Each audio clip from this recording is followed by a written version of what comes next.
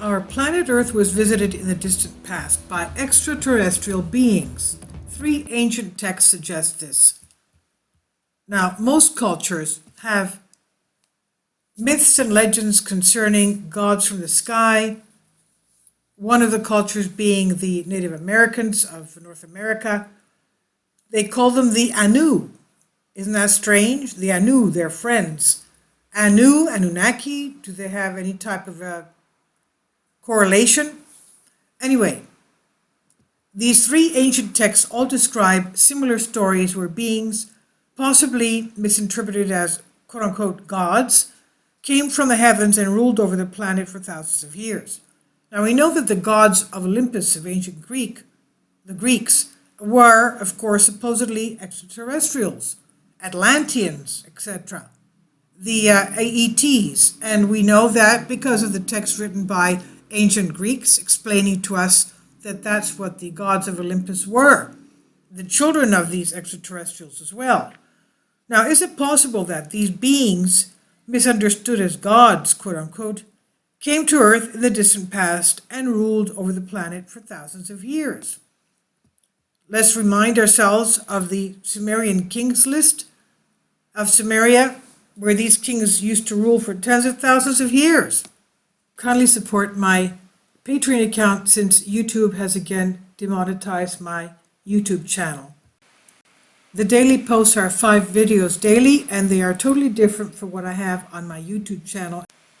Thank you so much for your support and that you find all my content so interesting. You'll find the Patreon account details in the description box below.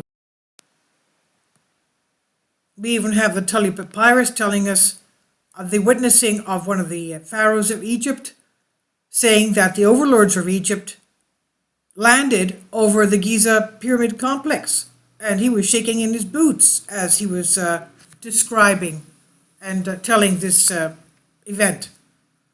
Now, if intelligent extraterrestrials did visit our planet in the distant past, would we find evidence of their visitation somewhere on Earth today? Well, according to these three ancient texts, the most searched for pieces of evidence are right in front of us and have been here all along, ever since ancient mankind recorded what they had seen thousands of years ago. Even though mainstream scholars firmly reject this idea, millions of people today could firmly believe mankind has been visited by beings not from Earth in the distant past. And according to some accounts, these beings who are referred to as gods, quote unquote, intervened in numerous ways in the evolution and development of civilizations as we know it. And interestingly, there are numerous ancient texts that seem to back up this controversial yet popular theory. The Sumerian king list, the Royal Canon of Turin, and the Palermo Stone are three extremely important ancient texts that describe a time in history when beings referred to as gods, quote unquote, ruled over our planet. The ancient Sumerian king list. The Sumerian king list is one of the most interesting ancient texts ever found on our planet, as it details with great accuracy the rulers of the ancient Sumerian civilization. Of course, these were pre-flood. And we know that pre-flood, even from the Old Testament of the Holy Bible, the people used to live thousands of years. Then something happened to our atmosphere, the sun. Before the flood, we didn't have rainbows, for example. So something happened to change our atmosphere, the way the sun's rays, our sun, or maybe a different sun, we don't know. But something happened to geologically change our Earth and our atmosphere. So that probably had an effect on the food we ate and also our longevity. Now, the Sumerian king list. There are more than dozens of copies of the Sumerian king list found in Babylon, Susa, and Assyria, and the Royal Library of Nineveh from the 7th century BC. And all of these are believed to originate from one original list, believed to have been written during the 3rd dynasty of Ur, or even earlier. We know the city of Ur, that's where Abraham came from. God told him to leave there and go to the promised land of Canaan. Now, the Sumerian king list, 2119 BC, The flood swept over the land. After the flood had swept over the land and kingship had descended from heaven for a second time, Kish or Cush became the seat of kingship. That's what is one of the texts of the Sumerian king list, for example. However, the best preserved Sumerian king list is called the Weld-Blundell prism, which is a clay cuneiform inscribed vertical prism housed in the Ashmolean Museum. It's written on, it's a comprehensive list of all Sumerian kings before and after the Great Flood. Interestingly, it describes kings who ruled over earth living for thousands of years. From the Sumerian king list we read, after the kingship descended from heaven, the kingship was in Eridug. In Eridug, Alulim became king. He ruled for 28,800 years. Al-Aljar ruled for 36,000 years.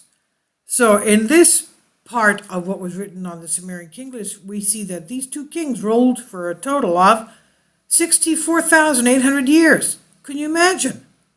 64,800 years. Now, this ancient document describes a time on earth when unknown beings lived for thousands of years, tens of thousands of years, we should say, and ruled over the ancient cities of the region.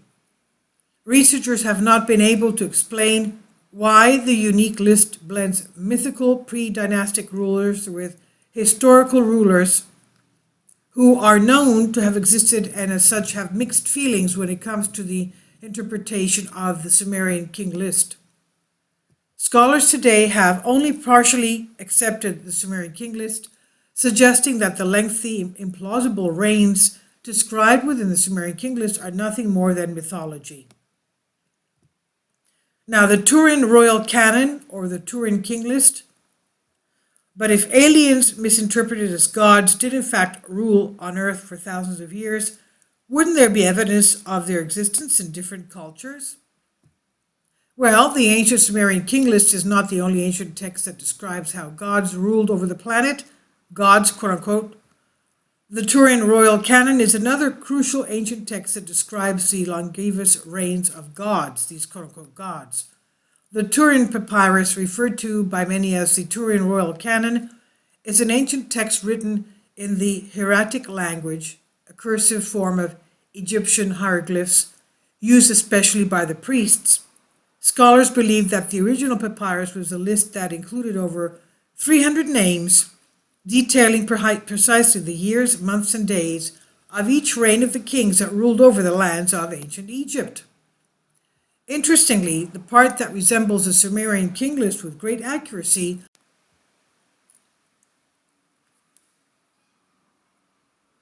are the final two lines of the column, which seems to represent a resume of the entire document, are extremely interesting reminders of the Sumerian king list. They read, Venerables Semshu Hor, 13,420 years. Reigns before the Semshu Hor, 23,200 years. So these two in total are 36,620 years. So it's not just the Sumerian king list, it's also this list here, the Turin Code. And next we have the Palermo Stone, also known as the Royal Annals. The Palermo Stone is considered by many as the world's oldest history books. This ancient stone is the most important source for the study of ancient Egyptian history. While the exact date of its creation is still a mystery, as you can see, it's carved on granite, so it's as if it was made yesterday. The ancient stone is the most important source for the study of ancient Egyptian history. While the exact date of its creation is still a mystery, it's believed to have been created sometime in the 5th dynasty.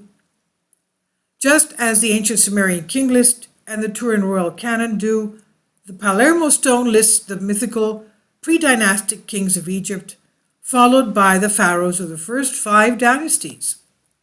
The Palermo Stone is only half of a huge slab of black diorite, which initially is believed to have measured approximately 6 feet, 7 feet high, 2 meters in length, and around 60 centimeters in height. It's currently displayed at the Museum of Palermo in Italy. The document in hieroglyphic writing accounts for 120 pre-dynastic kings who reigned before the ancient Egyptians officially existed as a civilization.